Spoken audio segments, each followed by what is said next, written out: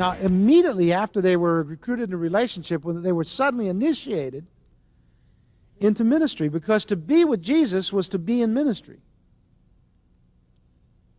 I don't think he handed them a pamphlet or a brochure or said, now here are the benefits and here are the side, this is the pay scale.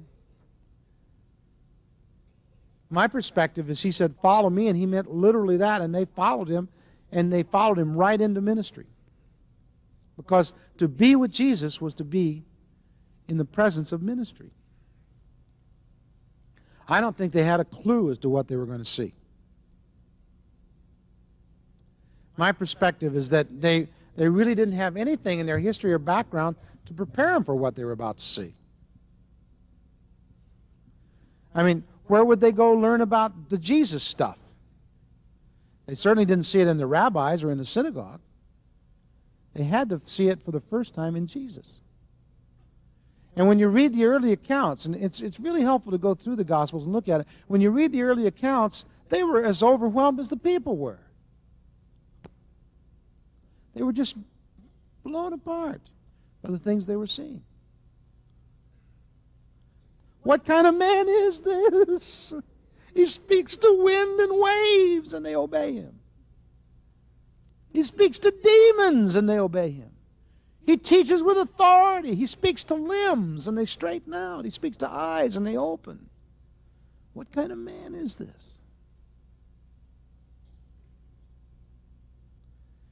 So after the early recruitment of seeing Jesus and being seen by Jesus, the very next stage is to be suddenly just immersed in ministry. Disciples then are made that way. Now, at first, my perspective is that they were immersed in his ministry. By that I mean he was the only one ministering. And I notice, I've read the accounts rather carefully looking for these things, and I've noticed that after a short period of time they were involved on the periphery. They were sort of in crowd control. You notice that? He uses them to organize this and organize that, and then you see them operating as sort of in secretarial work, organizes his appointment list.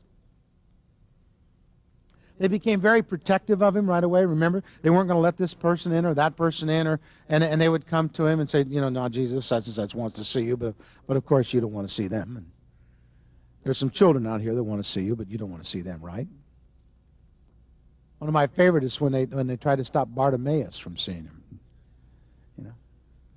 But old Bart, he would have none of it. He just pressed right on in and got his appointment, didn't he? And his blessing. But the apostles began working along with Jesus. I mean, it only took a few weeks before they were just helping and picking up things. I would imagine that daily there were things. One man was Judas was given the control of the purse, and I suppose he bought food daily and took care of their needs whenever they stayed any place or went any place, and he probably made the hotel bookings and things like that. But daily they were overwhelmed by the ministry. So the first stage, the second part of the first stage of discipleship is seeing the ministry. First you see Jesus, and then you see the ministry.